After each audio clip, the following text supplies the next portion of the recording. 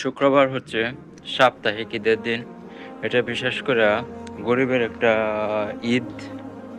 আর এই ঈদে জুমুয়া মানে আমরা সবাই একত্রিত হই। আর আমরা এই দিনটাকে উপভোগ করি দুরুদ পাঠের মাধ্যমে। কারণ শুক্রবারে দুরুদেরও অনেক ফজিলত।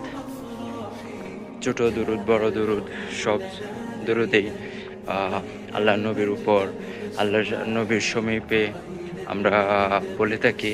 এটা খুবই ফজিলতপূর্ণ। আর বিদেশি শুক্রবারগুলা একেবারে কি বলবো, বিশেষ করে অমুসলিম কান্ট্রিগুলাতে শুক্রবারগুলা হয় একদম একাকিত্ব।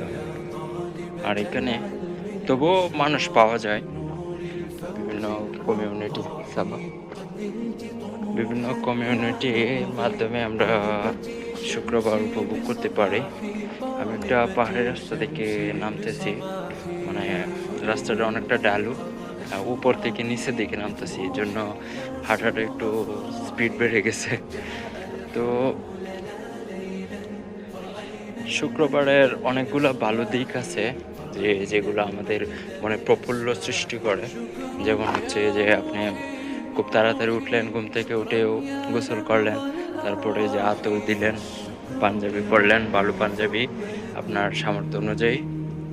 তো এগুলো করার পর আমরা যখন মসজিদের দিকে রওনা হই, তখন মনে হয় যে আমরা একটা সুন্দর স্বাভাবিক সৌন্দর্যের মধ্যে আমরা অবস্থান করতেছি। শুক্রবারে যে আমরা রাস্তা পার হচ্ছি, শুক্রবারে আমরা আমাদের প্রতি সপ্তাহের যে একটা মানদণ্ড, সেই মানদণ্ডের মধ্যে শুক্রবারটা হচ্ছে সবচেয়ে বেশি প্রিয়। আর এই শুক্রবারেই পৃথিবী নাকি সৃষ্টি হয়েছিল এবং এই শুক্রবারেই কিয়ামত হবে। এই জিনিসটা আমাদেরকে অনেক ভাবতে শেখায়। শুক্রবারকে অবহেলা করা ঠিক না, এটার অনেক ফজিলত রয়েছে। এবং বিদেশেও যদি আপনার কাছে কোনো মসজিদ থাকে অথবা দূরে কোথাও থাকে, তো আগে থেকে প্রস্তুতি নেওয়া ভালো যে আপনি যেন নামাজটা অন্তত জমাতে পড়তে পারেন। সপ্তাহে একটা দিন সেই দিনটাই উপভোগ্য হোক। এবং আমরা ক্যামেরা অ্যাঙ্গেলটা আসতেছে না, আমি যে শহরে থাকি সেটা খুব ছোট একটা শহর।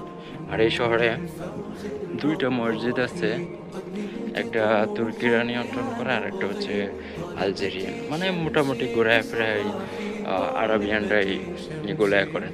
এগুলার সুবাদে আমরা নামাজটাও পড়তে পারি, খুব ভালো লাগে।